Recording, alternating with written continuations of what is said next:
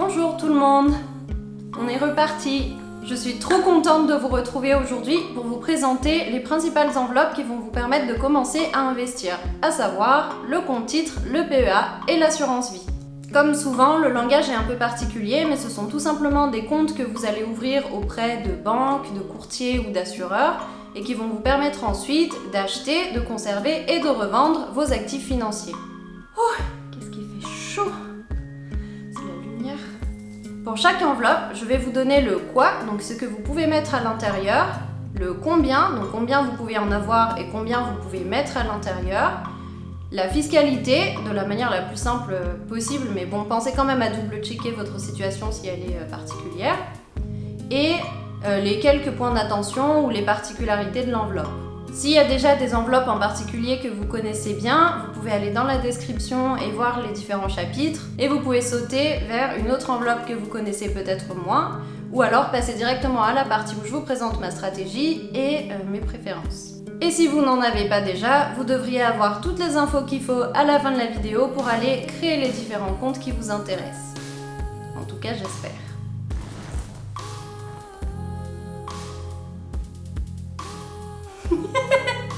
Je commence par le compte titre ordinaire. Je commence par le compte titre ordinaire. Alors, qu'est-ce que vous pouvez mettre à l'intérieur? À peu près tous les titres financiers. Vous pouvez y mettre des actions, des obligations, des fonds, des ETF, des produits monétaires, des produits structurés, tout quoi. Et ce pour toutes les zones géographiques. En résumé, vous n'avez pas de contraintes si ce n'est la liste d'actifs qui est offerte par le compte titre particulier que vous ouvrez et que vous devez penser à regarder si jamais vous recherchez des actifs en particulier. Combien? C'est pareil, c'est assez simple, vous n'avez pas de plafond sur les montants et vous pouvez en détenir plusieurs. Pour ce qui est de la fiscalité, vous n'avez pas d'avantages fiscaux particuliers, vous serez imposé sur toutes les plus-values qui seront réalisées, donc à chaque fois que vous allez acheter un actif à un prix et le revendre plus cher, et donc réaliser la plus-value, et vous serez aussi imposé sur tous les dividendes qui vous seront versés.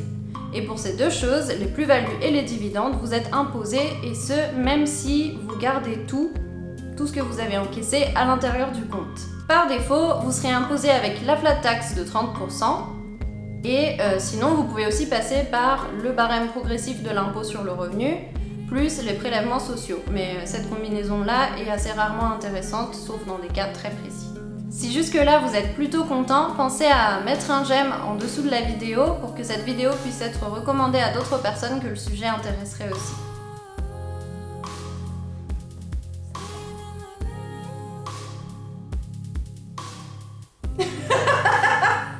La deuxième enveloppe que je vais vous présenter, c'est le PEA, et je vous invite à en ouvrir un le plus tôt possible. Pour le quoi, vous pouvez y mettre toutes sortes d'actifs basés sur des actions, mais essentiellement européennes. Vous pouvez y mettre du coup des actions européennes, vous pouvez y mettre des ETF pour les zones Europe, mais vous pouvez aussi y mettre des ETF synthétiques qui vont du coup vous apporter la performance d'un ETF d'une autre zone, donc hors Europe, mais en étant essentiellement composé d'actions européennes, il me semble à 75% au minimum. Pour le combien, vous pouvez faire des versements jusqu'à 150 000 € à l'intérieur de votre PEA, donc ça veut dire 150 000 € versés, et donc ça ne prend pas en compte ni les plus-values ni les dividendes, et vous pouvez détenir un PEA par personne. Vous n'aurez aucune imposition dans un PEA tant que vous restez à l'intérieur du PEA, donc ça concerne à la fois vos plus-values et les dividendes que vous avez perçus. Vous serez imposé avec la flat tax de 30% pour tous les retraits que vous ferez dans les 5 premières années suivant l'ouverture de votre PEA. J'ai failli dire ETF. Et par contre, au-delà de 5 années de détention, vous ne paierez pas d'impôt sur le revenu. Par contre, vous paierez les 17,2% de prélèvements sociaux. Donc ça, ce sont les taux qui sont applicables en 2021. Pour ce qui est des particularités, faites juste bien attention. Vous aurez des impôts qui seront prélevés à la source pour les entreprises qui ne sont pas françaises. Bing. La dernière enveloppe que je vais vous présenter, c'est l'assurance vie. Et comme pour le PEA, je vous invite à en avoir une dès que possible. Pour le quoi, à l'intérieur d'une assurance vie, vous pouvez mettre deux types de choses. Vous pouvez mettre des fonds en euros avec un capital qui va être garanti mais une rémunération qui va être très faible.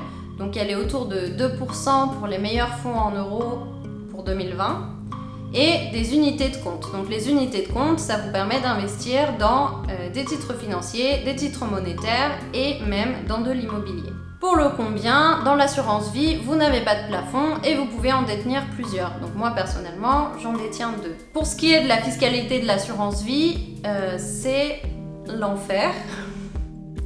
Pour ce qui est de l'assurance vie, la fiscalité est un petit peu compliquée, donc je vais prendre le cas le plus simple et partir sur un compte que vous ouvrez aujourd'hui. Globalement, vous êtes imposé sur vos dividendes et vos plus-values quand vous faites un retrait de votre assurance vie. Avant 8 ans de détention de votre compte, vous allez payer la flat tax à 30%.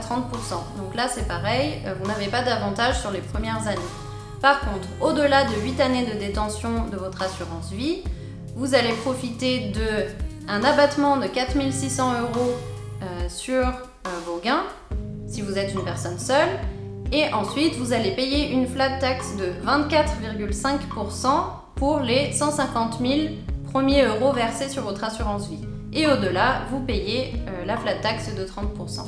Pour ce qui est des particularités de l'assurance vie, il y en a 3 en particulier que j'aimerais vous partager. La première, c'est que vous pouvez assez facilement mettre en place des versements programmés. Donc vous allez indiquer dans les paramètres de votre assurance vie que vous voulez investir tel montant à telle fréquence distribuée entre tel et tel actif. La deuxième particularité de l'assurance vie, c'est que si vous avez besoin de faire un retrait temporaire, donc que vous prévoyez de remettre le montant dans l'assurance vie derrière, vous pouvez demander le versement d'une avance. Ça veut dire que l'assurance vie va vous débloquer un certain montant.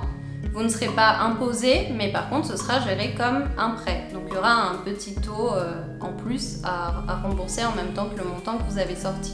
Le dernier point, qui est plutôt un point d'attention, c'est que vous allez avoir des frais de gestion qui vont être spécifiques à l'assurance vie. Donc, par exemple, ça va être un taux pour la gestion des fonds en euros et un taux pour la gestion des unités de compte. Et ce sont des frais de gestion qui s'ajoutent aux frais de gestion que vous avez déjà dans les fonds dans lesquels vous choisissez d'investir. Donc si pour les différentes enveloppes dont on a discuté aujourd'hui, vous avez d'autres points attention à partager, n'hésitez pas à les mettre en commentaire.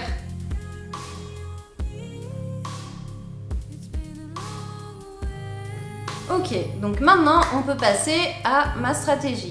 Donc vous l'avez peut-être déjà vu dans mes vidéos précédentes, mais globalement j'ai 50% de mon patrimoine qui est investi dans la bourse. En termes d'enveloppe, ça correspond à 25% dans mon PEA, 20% dans 2 assurances vie et 5% dans mon compte titre. Pour ce qui est de l'assurance vie, je l'utilise essentiellement pour investir de manière passive et à très long terme. Donc j'entends par là plutôt 15-20 ans. J'ai mis en place des virements programmés mensuels vers des ETF de grandes zones géographiques ou de grandes thématiques et ça me permet de limiter le nombre de modifications que je vais faire dans la répartition de mon portefeuille à l'intérieur même de mon assurance vie. Donc pour ce qui est des ETF, j'ai essentiellement du MSCI World, du SP500 donc pour les États-Unis. J'ai un peu de CAC 40, mais c'est parce que je voulais profiter du rebond après la chute de mars 2020 et que je voyais que le CAC 40 était un peu en retard en termes de rattrapage par rapport aux États-Unis par exemple. J'ai aussi du Topix pour le Japon, des marchés émergents et des nouvelles énergies. Et après, j'ai un tout petit peu de fonds en euros, mais je vous avoue que je ne sais pas très bien pourquoi, puisque j'ai déjà que 50% de mon portefeuille qui est investi en actions et le reste qui est relativement sûr. Parfois, on ne fait pas que des choses complètement rationnelles, c'est bien aussi de juste se sentir à l'aise avec son investissement. Comme je vous disais, j'ai 2 assurances vie et je les recommande toutes les 2 vivement, à la fois pour la richesse des unités de compte, mais aussi pour la performance des fonds en euros, si vous êtes intéressé par les fonds en euros. Il s'agit de l'assurance vie de Boursorama et Linksea Avenir. Ensuite, j'utilise le PEA pour de la gestion plutôt active, mais toujours pour des investissements à long terme. J'y mets à la fois les actions françaises et les ETF que j'achète en une fois, puisqu'il n'est pas possible dans mon PEA de mettre en place des versements programmés. Pour le coup, je vais pas vous lister les noms des entreprises parce que j'ai pas trop le temps d'aller dans le détail et de m'expliquer et que j'ai pas trop envie que vous investissiez à l'aveugle juste parce que vous avez vu une liste d'entreprises quelque part sur internet. Comme pour l'assurance vie, j'ai ouvert mon PEA chez Boursorama. C'est plutôt pratique parce que ça me permet d'avoir tous mes comptes et toutes mes enveloppes au même endroit. Les informations boursières de Boursorama sont plutôt riches et plutôt propres, donc c'est vraiment sympa. Et puis comme c'est une banque en ligne, les frais sont vraiment raisonnables et en vrai, le service client il est top. Même si c'est téléphonique et tout, mais il n'y a pas de problème. Pour ceux d'entre vous qui pensent du coup ouvrir des comptes chez Boursorama, essayez de vous trouver un frère, une sœur ou un ami qui peut vous parrainer parce que ça vous permet à la fois à vous et à votre parrain de gagner une petite centaine d'euros, donc c'est toujours sympa. Et pour ceux d'entre vous qui n'auraient pas trop d'amis, mais j'en doute, parce que vraiment tout le monde essaye de parrainer tout le monde sur Boursorama, je vous mets mon lien de parrainage dans la description. Et pour finir, en ce qui concerne mon compte titre, je m'en sers à la fois pour de la gestion active et de la gestion passive, toujours pour investir à long terme, donc toujours 15-20 ans, et pour acheter en particulier des actions américaines ou internationales auxquelles je n'ai pas accès depuis mon PEA. J'utilise Trading 212 qui a aussi une fonctionnalité diagramme qui permet de se construire un panier d'actions et qui permet ensuite d'investir dans ce panier d'actions le montant de votre choix à la fréquence de votre choix. Donc je vous disais au début de la vidéo que je mettais uniquement 5% de mon patrimoine dans mon compte titre et en fait la raison c'est parce que j'investis pas forcément à l'intérieur avec la même rigueur que par exemple dans mon PEA. Il y a quelque chose dans la façon dont l'application est construite, donc Trading 212, qui fait que vous pouvez circuler très rapidement entre les différents actifs. Vous avez accès à beaucoup d'informations, énormément d'informations même, mais très rapidement et assez résumées. Et du coup, vous faites les choses très vite. Vous vous laissez un petit peu emporter. Donc je pense que... je vous dis ça juste pour être honnête, mais du coup, je pense que si jamais vous vous lancez là-dessus, il faut vraiment avoir la tête froide. Ça fait beaucoup d'infos, mais j'espère que vous avez appris quelque chose de cette vidéo et que vous allez pouvoir lancer des actions un peu concrètes assez rapidement, ouvrir un premier compte, prendre date dès maintenant et profiter des avantages dans le futur. Et si vous n'êtes pas timide et que vous voulez partager votre expérience ou la première action sur laquelle vous vous êtes lancé, n'hésitez pas à les mettre en commentaire, ça me fait toujours plaisir de vous lire. Et merci toujours, comme d'habitude. Bisous!